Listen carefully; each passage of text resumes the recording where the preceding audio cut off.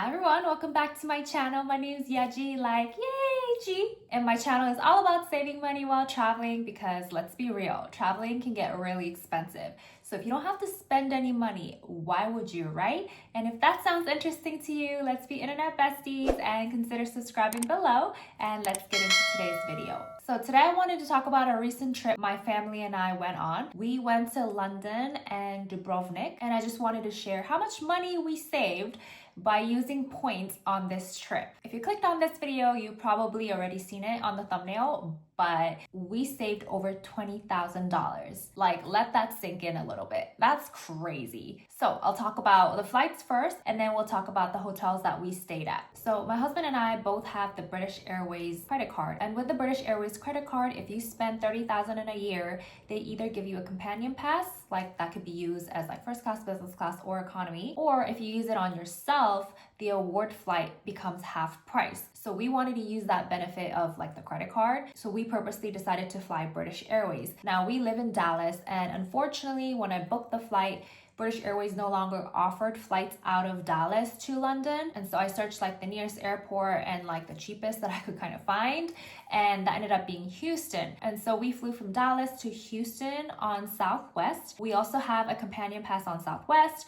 And so our daughter's flight was free. So for my husband and I, we used Southwest points, and that cost 89,000 points for two people for a round trip. We already had Southwest miles in like my husband's Southwest account. If you don't have the miles, I wouldn't necessarily like go out of my way to transfer Chase points over to Southwest, because I think Chase points are worth more if you transfer it to like an international airline and book flights like that way compared to, using it on a domestic flight, because like you could technically just pay cash on domestic flights, I feel like, because it's not that expensive. But because we already had a bunch of Southwest miles and the companion pass actually expires at the end of this year, we're like, let's just use the miles. Why pay for a different airline for my daughter when she's like free with Southwest, right? So if we had to pay it in cash, the three of us, it would have cost us $1,598.88.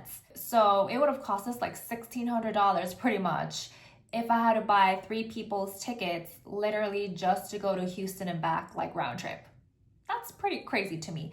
And granted, like I wasn't able to buy like the cheapest Southwest flight at the time. I think they already like sold out. So I had to buy like the choice preferred and then the regular choice option. And those are not the cheapest flights, right? Because they have like 4 tiers, but still spending like $1,600 to me is just not worth it. I would rather spend 89,000 Southwest miles than spend $1,600. Like that's just too expensive for me. And for us and my family, our goal is to not spend cash as much as possible. Like we enjoy collecting points so that we can use points on our vacation, and we don't want to use like our hard-earned money because I feel like there's other ways to spend that cash, And so our goal is always going to be spend the points over spend the money. Of course, it depends on the situation. There's gonna be times where it's just gonna be better to spend cash because let's say the points are too expensive, but majority of the time, I would much rather just spend the points than cash. And this whole situation going to Houston happened because British Airways didn't offer flights to London from DFW during this time. Normally they do. I don't know what happened. And I hope they bring back their flights to Dallas, because having to fly from Dallas to another city to fly internationally with a toddler is not ideal. I mean, I will if I have to. Clearly in this situation we did, but if I had the option, then I would rather just fly out of my home city, Now from Houston, we flew to London on British Airways business class. And because both my husband and I have the British Airways credit card, I had to book the flight separately. So my daughter is a companion under my husband's account. So with his account, I purchased his flight, and my daughter's flight was free. And his flight was 244,500 miles. And this is round trip. So normally British Airways from the US can cost anywhere from like 100,000 plus ish. So it makes sense being like 244 and some change. Now on my account, I just purchased the flight like as a solo traveler, and I used that voucher on myself. And originally my flight was 242,250 miles, and half of that is 121,125 miles. So I do wonder why my husband's flight was a little bit more expensive, because I literally booked one after the other. Like I booked my husband and my daughter, and then right after I booked my flight. So I don't know what happened. So in total, we spent 365,625 miles for a round trip. And I think I mentioned like London earlier, but like round trip meaning like from Houston to London to Dubrovnik, and then back from Dubrovnik to London to Houston. So it's quite a long trip, and we do have a layover in London for a couple days, but that was just the total cost for our family to go to London and Dubrovnik and back. And we did have to pay taxes and fees, and unfortunately I really don't remember how much it was, but I do know British Airways charges a little bit extra compared to other airlines. But remember, with the credit cards, you do get up to $200 off per flight. So I got $200 off on the taxes and fees by using my credit card. And then on my husband's side, he technically only got $200 as well, because if you book with a companion, you still have to pay for the companion. But the wording is like you have to book the flights together to use that companion pass, right? And the same thing with taxes and fees. It's like it only applies to you. It doesn't apply to the other person anyway. It's confusing, but you technically have up to like $600 that you can get like deducted on taxes and fees per year, like up to 3 times with a credit card. But we were only able to take advantage of it once because we only traveled with the British Airways once this year, which is fine. It's okay. We still got $200 each off, which I'm thankful of. But if we had to pay that flight in cash, it would have cost us $21,946.53. 21,000, like close to $22,000. That is crazy for a business class flight.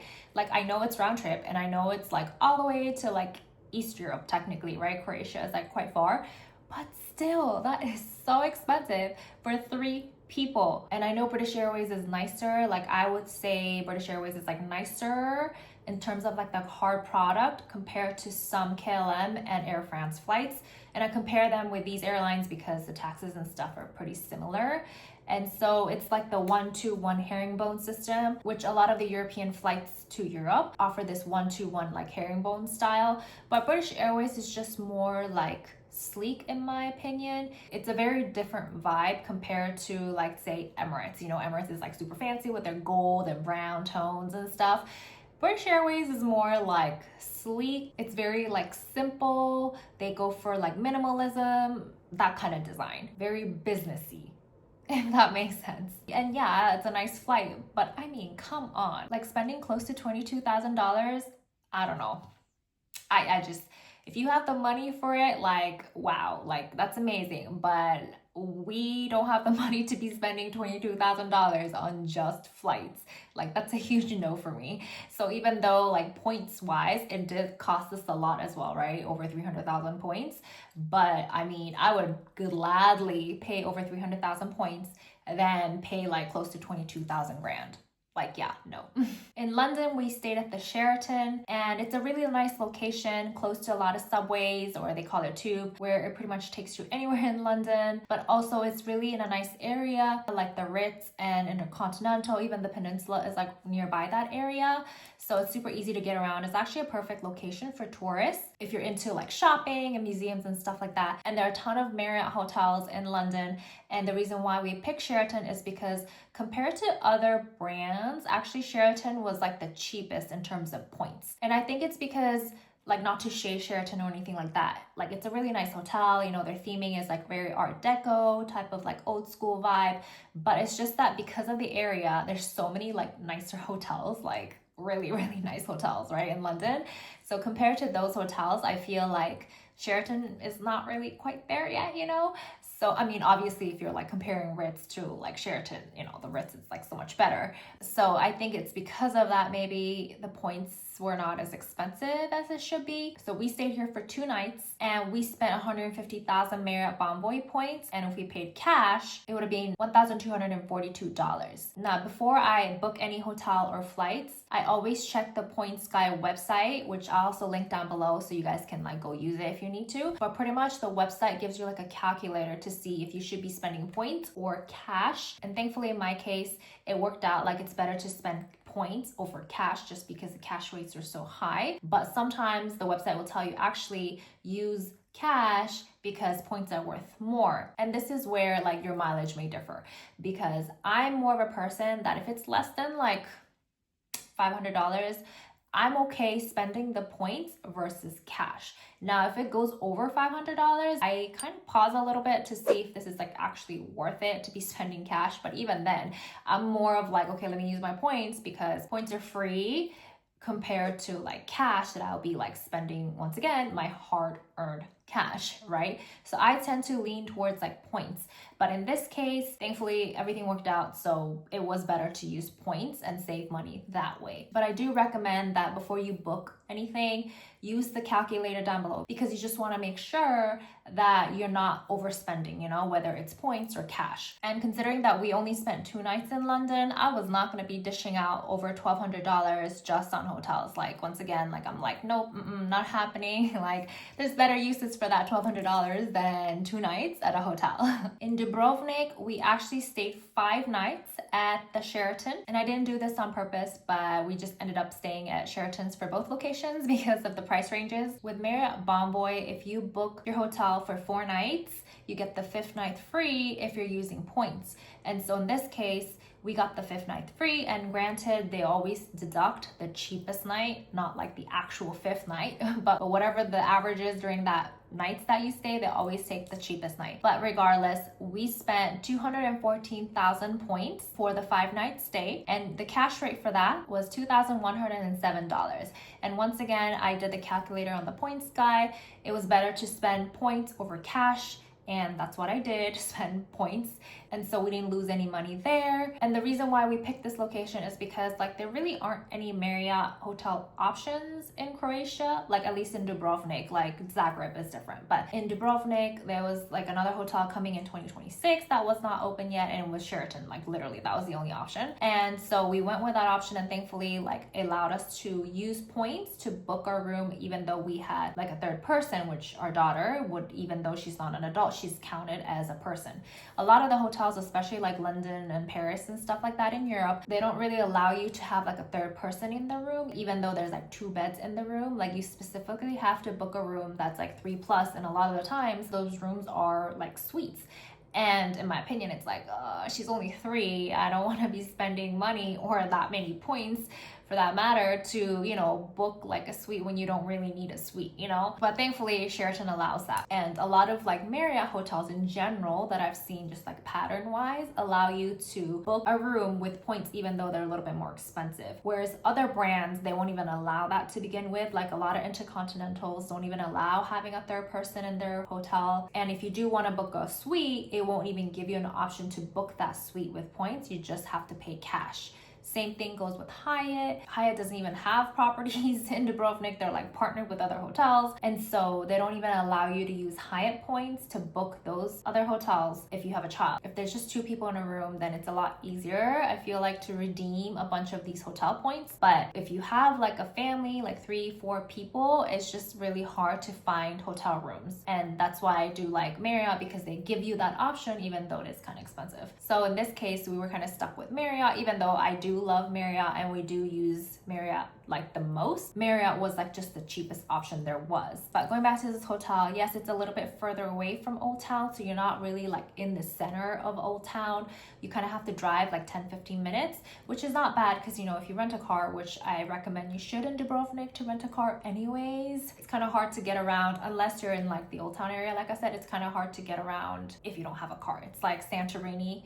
Like unless you're in like Ia, you need to rent a car, you know, it's kind of hard to get around. But we really liked the hotel. It was very like relaxing, very like resorty type of hotels. It wasn't like city hotel or anything like that. And so it gave you time to like truly relax and just enjoy the view, like the ocean, or go to the spa and get a massage, you know. So it was a really nice hotel overall. Now on the way back from like London to the US, there were no flights available where I could just quickly like transfer back to the US. There was like a huge gap in hours, or it was like a whole different like airport that I had to go to. It wasn't Heathrow. I had to go to Gatwick, which like with a toddler and having to find like a cab to drive, like I was like, no, that's not happening. So we decided to stay a night in Heathrow. And so we stayed at the Sofitel, and this is like an airport hotel in Terminal 5.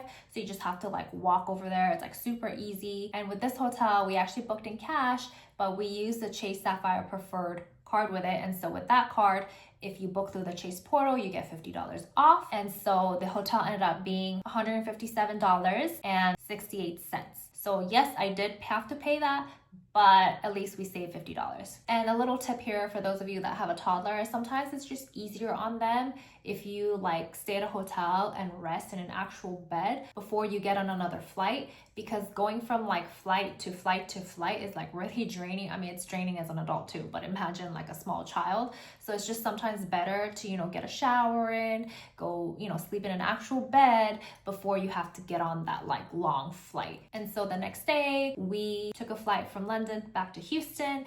And then the time that it landed in Houston was not ideal for us to fly to Dallas right away. So we decided also to stay at an airport hotel. We stayed at the Marriott in Hobby. And because we're flying Southwest, it was Hobby Airport, not like the Houston International Airport. And so we had to take a cab from like George Bush to Hobby, which was fine because, it's domestic, it's super close. Like I said, it's not ideal. Maybe I should have booked an American Airlines flight that just leaves directly out of George Bush to DFW, but we did have that companion pass and we did have a lot of points. And so I was like, let's just save points by flying Southwest. So at the Marriott in Houston, we used a $35K free night certificate, even though the hotel only cost $22,500, and the cash rate for that was $194.54. So some of you might think like, oh, why did you use it on like a cheaper hotel? Like I could have gotten the full amount, like $35K. That's because, well, all the other hotels were like cheaper than Marriott. So that was like the highest value I could get. And that's the thing about using the free night certificate. You may not be able to get that full amount, like $35K in the US at least, because all the hotels are like priced weirdly sometimes. Like sometimes the airport hotels are like $40K and then you have to end up like spending another $5K on it. Sometimes it's like cheaper and so you kind of like miss out on the points, But I still wanted to use the free night certificate because in my mind, because I value cash over points, I wasn't willing to like spend close to $200 on a night at an airport hotel when I do have this free night certificate that's going to expire soon anyways, right? And also the thinking is this free night certificate is from a $95 credit card. So technically your hotel, if you paid in cash, you're getting $100 off, right? Because if the hotel is $195 and free night certificate from that credit card is $95, well, you're getting $100 off-ish.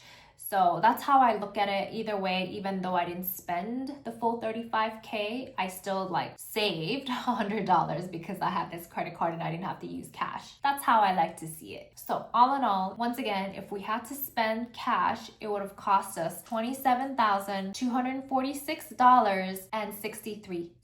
That it would have cost us just on flights and hotels for this like 1 week trip to Europe. Like, that's crazy. And the thing is, like, the cash rate that I compared to with points, I compared to the cheapest rate, meaning it was a member rate and it was a prepay rate because they're always the cheapest, right? But if I booked like their regular rate, it would be more expensive than $27,000. I heard this a long time ago, but they say normally on average, Americans spend $4,000 on a family vacation every year. Over 27,000 that we spend is close to 6 times, well actually closer to 7 times the amount of money Americans on average spend on their vacation. That's pretty crazy to me, and it's crazy to me that the cash rates are so expensive and people are still willing to pay cash to go on their vacation. Like, that's crazy to me. Like, you could use that money like elsewhere. Like, if you have that money, like invest, I don't know, like use some of that money to book an experience in Europe. Like, I love Harry Potter. I'm a millennial, so I grew up with Harry Potter. I mean, clearly my office is decorated. I mean, the books here. Do you see like Harry Potter with his like little cart over here? I mean, this thing on the wall, it's like the ticket, Harry's ticket to go to Hogwarts. Even my cushion is like Harry Potter themed. I'm a big Harry Potter girl.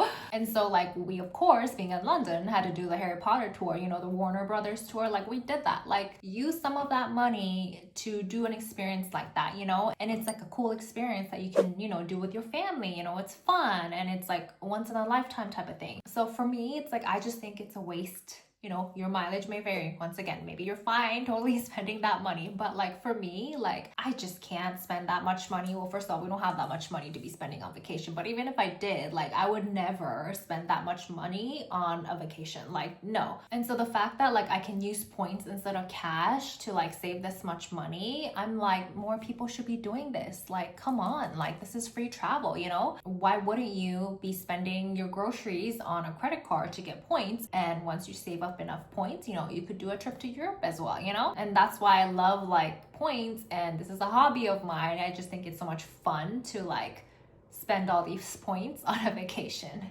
People have this idea where like Europe's super expensive, but it's actually not the case. My husband and I used to live in Europe for 2 years, and just comparing prices between like Europe and the US, actually a lot of the food and restaurants, it's cheaper in Europe also because like you don't have to tip over there. Here you have to tip, so the price that you see on the menu is not the price that you pay. You end up having to pay more because of taxes and tips and all that, right? Whereas in Europe, it's like the price that you see is what you pay. Like obviously if you go to like Michelin star restaurants and like super fancy restaurants, and yeah, they're gonna be expensive, but if you're comparing to like average restaurants, it's really not that bad in Europe. And so if your flight and hotels are taken care of, all you have to think about is like souvenirs, like a little bit here and there, and like food. And if food is like comparable to like what you eat here anyways at home, then what's stopping you from traveling, you know? But anyways, I just wanted to share how my family travels and how we save money by using points. I hope my video gave you inspiration to go out there with your family and make beautiful memories as well. And if you found today's video helpful and informative, please don't forget to subscribe and like, and I'll see you guys next time with a different video. Bye!